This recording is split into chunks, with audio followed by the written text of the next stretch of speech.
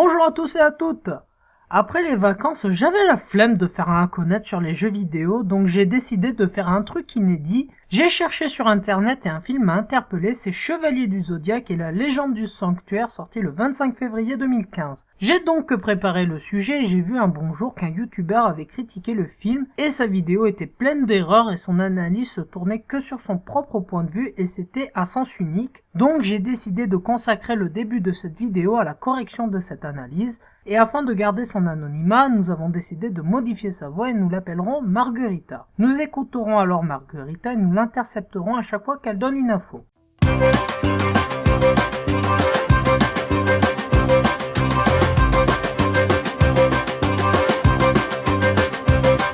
film raconte l'histoire d'Athéna, déesse du sanctuaire, qui est planquée sur Terre pour échapper au grand peuple, parce qu'il est méchant. Mais que le jour de ses 18 ans... Dans le film, elle apprend qu'elle est Athéna à 16 ans, pas 18. Ce film est mauvais. Tu dis que ce film est mauvais. Deux choses. Tu le trouves mauvais et il a reçu 4,8 sur 10 sur Allociné. Donc non, il n'est pas mauvais, mais juste moyen. De plus, tu n'avances aucun argument avant de donner ta conclusion. Je te rappelle que pour critiquer ou donner son avis sur un sujet, tu lances déjà une intro, puis une thèse et une antithèse par la suite pour peser le pour et le contre. Et par la suite, tu conclus en donnant ton opinion, en précisant que c'est ton avis, car pas tout le monde a le même point de vue que toi. Tout en respectant la mythologie du manga d'origine. J'ai trouvé les armures aussi super stylées là. Les armures sont peut-être stylées, mais elles ressemblent plus à des armures de Power Rangers que de saints.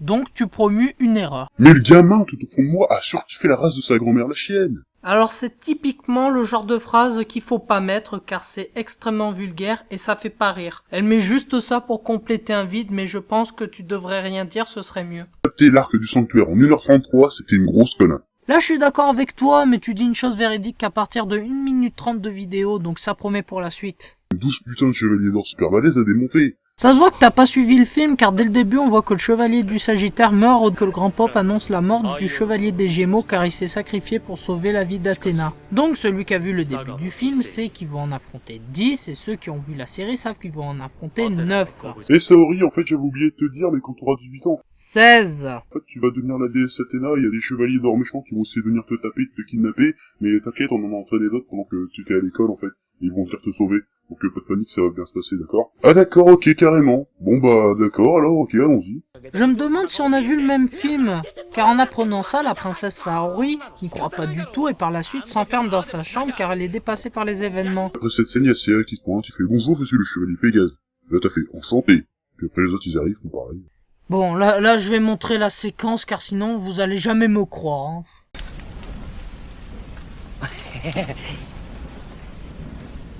あなたたちは俺たちはあんたを守るためにやってきたんだ。私を守りにああ、そうだぜ。お、そうか。お前たち。辰巳無事だったのね。 Camille le gars, combat culte aussi bien dans l'anime que dans le manga, et ben là je pense qu'ils l'ont mis juste pour le mettre, parce que ça n'apporte rien et c'est super mal introduit. Si tu connais pas les bails à la base, tu sais pas pourquoi ils se battent quoi. Ils expliquent vite fait par un petit dialogue. Ouais en fait c'est mon maître, alors c'est moi qui vais m'en occuper, tout ça. Tu viens de dire que tu sais pas pourquoi ils se combattent, mais qu'il y a juste un dialogue qui explique que c'est le maître et l'élève, donc c'est pour ça qu'ils se battent. Où est le problème? Les japonais, hein, dès qu'ils font des films d'animation, bah, ils font de la merde. Déjà Albator c'était pas... Alors tu dis que ce que font les japonais en film d'animation c'est de la merde. Comment te dire? Tu te bases seulement sur 2 films. C'est DZ et Albator qui ont été respectivement moyens et corrects. Alors déjà, tu ne serais pas capable de faire mieux qu'eux, car faire un film sur ces DZ c'était risqué. Et ils ne sont pas tombés dans le piège de l'originalité comme ce fut le cas avec Dragon Evolution du copier-coller. Et si tu veux que je te cite un film d'animation japonais qui a pété tous les écrans et qui a pour beaucoup fait changer la vie de beaucoup de gens sur les films d'animation japonais dont moi, et je te citerai tous ses titres, ses notes et sa préparation. Cet exemple, c'est Princesse Mononoke, 8,6 sur 10 sur Allociné et 9,8 sur 10 sur Kanpei. La plupart des images ont été faites à la main. Il a battu tous les records du box-office au Japon. Ses titres sont Harvard The Japanese Academy du meilleur film, prix des lecteurs du meilleur film au Kinama Jumpo Award, prix du film Manichi du meilleur film d'animation et prix des lecteurs, et ses nominations furent Satellite Award du meilleur film d'animation, Annie Award du meilleur réalisateur d'un film d'animation, Seria Award d'un meilleur film d'animation, Grand Prix de l'Union de la critique de cinéma. Je pourrais te citer d'autres films, mais ça prendrait trop de temps. Mais je vais pas m'arrêter là, car beaucoup de personnes vont dire « Ouais, bah vas-y, fais-la la critique, si t'es plus fort !» Pas de problème, je vais finir la vidéo par une critique du film, et je tiens à préciser que depuis le début de la vidéo jusqu'à la fin, je critique pour faire rire, et non pas pour critiquer, comme c'est le cas pour d'autres. Alors c'est parti pour se connaître sur le film Les Chevaliers du Zodiaque et la légende du sanctuaire. Le film est tiré de la série Chevaliers du Zodiaque ou Saint Seiya diffusée entre 1988 et 1997 sur TF1. Comme tout dessin animé, il va avoir droit à des goodies, les plus célèbres étant les figurines Chevaliers du Zodiaque qui coûtaient extrêmement cher. Mais aujourd'hui, nous pouvons avoir accès en versant la somme plus que raisonnable de 216 €. Afin de renseigner les personnes qui n'ont jamais vu la série ou la série abrégée de Stat Alchemist, je vous propose un résumé de 1 minute de la série. Top! Le grand Pop veut prendre le contrôle du sanctuaire, mais pour cela il doit tuer la réincarnation d'Athéna, mais Aelios, le chevalier du Sagittaire, arrive à sauver Athéna à temps et découvre que le grand Pop n'est pas le vrai grand Pop et s'enfuit. Mais lors de sa fuite, il se blesse et confie alors l'enfant à Mitsumasa Kito afin de la protéger avant de mourir. Le grand faux Pop ordonne alors la mort de l'enfant au chevalier d'or, mais ne sachant pas que l'enfant soit la vraie Athéna, ils acceptent. À 16 ans, la princesse Kito apprend qu'elle est Athéna et aura le droit à des gardes du corps que sont les chevaliers de bronze, Seiya, Shun, Shiryu, Yoga et Iki. Après que les connaissances soient faites, ils voyagent en Grèce afin de vaincre le grand faux Pop. Pour cela, ils devront affronter les 12 chevaliers d'or, mais finalement, ils n'en affronteront que 9, car le chevalier de la balance Toko se trouve en Chine, le chevalier du Sagittaire Alios est mort, et le chevalier du bélier Mo accepte de les faire passer après avoir eu connaissance de la vraie identité de la princesse par le chevalier d'or du lion, qui est le frère cadet de Aeolos. Arrivé chez le grand Pop, ils découvrent que l'imposteur n'est autre que Saga, le chevalier d'or des Gémeaux. Ils arrivent à le vaincre et après il revient et tout le monde est content. Et sans plus tarder, nous allons attaquer les points positifs du film. Dans ce premier point, le film donne une image de boulet, comme diraient certains sur Seiya, mais il est quand même assez amusant et lâche une ou deux vannes qui font bien rire. L'histoire est bien introduite, on voit la fuite du chevalier d'or du Sagittaire, le moment où il confie l'enfant, l'entrée des chevaliers de bronze et celle du grand Pop. Et dernier point, ils ont réussi à bien respecter l'univers tout en évitant un copier-coller de la série et en gardant un minimum de suspense à la fin. Mais je vais pas m'attarder sur les côtés positifs, car vous, ce que vous voulez, c'est ce que je critique le film, que je le défonce, bande de sadiques. Alors sans plus tarder, regardons les aspects négatifs. Le début est bien, mais il est lent. Le film dure 1h30, ce qui est assez court, mais le début, qui correspond au commencement du film jusqu'à ce qu'ils arrivent au sanctuaire, dure 30 minutes. Et quand dans la série, la durée passée au sanctuaire dure 40 épisodes, eh bien tu ne peux pas abréger la durée du passage des 12 maisons en moins de 1 heure sans bâcler la fin. Mais on va voir ça plus tard.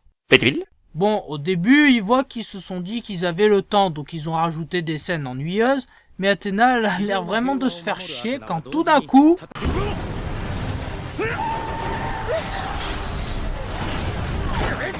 Ceci n'était pas prévisible. Quand tu résumes trop, tu zappes des personnages principaux. Bon, Marine et Shaina ont fait les frais d'ailleurs. Vous allez me dire qu'elles sont pas vraiment importantes. Très bien. Vous voulez un autre exemple? Ok. Il est où, lui? Hein? Il est où? On voit même pas son armure. Alors je sais ce que vous allez dire. Ouais, mais il est pas dans le sanctuaire. Mais non, tu ne peux pas zapper un personnage capital. Bon, certes, il n'est pas dans le sanctuaire, mais il pouvait au moins lui accorder une apparition.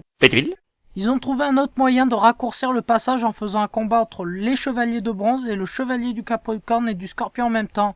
Ah, et tant qu'on en parle, le chevalier du Scorpion s'appelle Milo, et c'est un homme. Et dans le film... C'est qui, elle, hein? Au lieu d'inventer des personnages, ils pourraient quand même respecter ceux qui apparaissent dans la série. Dans un film, une règle principale, c'est une courbe d'action. Dans un film normal, ça donne ça. Tout ce qui est au-dessus représente les moments d'action, et tout ce qui est en dessous représente les moments calmes. Et dans ce film, ça fait ça. Où est la logique? Parlons d'Aphrodite et de Shaka. Pour chaque cas, il n'affronte pas les chevaliers de bronze et c'est lui qui raisonne le chevalier d'or à Iola, fuck la cohérence. Et pour Aphrodite, j'attendais impatiemment le combat entre Sean et Aphrodite, mais non.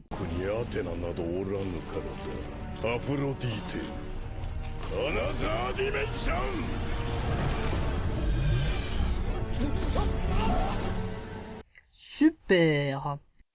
Et pour la fin, j'ai pas compris. Le chevalier d'or des Gémeaux vole le cosmos d'Athéna, mais Seiya arrive à le reprendre, mais je sais plus trop quoi. Après, Saga arrive à le reprendre et à prendre possession d'une chose, puis il détruit une partie du sanctuaire, puis Seiya enfile l'armure du Sagittaire pour le vaincre et il arrive à le détruire, et voilà, c'est fini, fin du film. En conclusion, si on doit donner une note, ce serait 6 sur 10. Malgré ses défauts, on voit qu'ils ont essayé de faire quelque chose d'assez original. Le gros problème, ce n'est pas autant l'apparence des personnages, car c'est un choix artistique. Le vrai problème, c'est que tu ne peux pas abréger une série en moins de 1h30. Encore, s'ils auraient mis 1 heure de plus, là, ça aurait pu marcher. Mais bon, c'était quand même très risqué de faire un film sur une série qui était bien. Et quand tu sais que plusieurs de personnes ont vu la série, bah tu portes une pression énorme, car tu dois trouver le moyen de garder du suspense pour la fin. On voit qu'ils ont fait des efforts, mais ce n'est pas suffisant car la fin est trop maladroite. En tout, ce film ne mérite pas des critiques aussi sévères qu'on en voit sur les forums, car avec le temps de 1h30 de film qu'avaient les réalisateurs pour le faire, même si tu mets Spielberg, tu ne peux pas t'attendre à un chef-d'œuvre, mais malgré ça, ils ont réussi à faire quelque chose de correct, et ça c'est ce qu'on devrait garder car beaucoup d'entre nous seraient incapables de faire un tel travail. Et s'il était si mauvais que ça, je pense qu'aucune salle de cinéma l'aurait diffusé et que ça aurait créé un scandale, mais ce ne fut pas le cas. Et si tu penses que c'est facile, eh ben je t'invite à écrire un scénario qui tienne la route et tu verras que non, ce n'est pas facile. Sur ce, c'est la fin de la vidéo, merci d'avoir suivi jusqu'à là. Je vous demanderai bien d'écrire dans les commentaires pour savoir si vous voulez revoir ce type de vidéo tous les 2 ans ou tous les mois, j'en sais rien, comme vous voulez. Sinon, je vous laisse et on se revoit pour la prochaine fois pour un prochain connaître. À plus!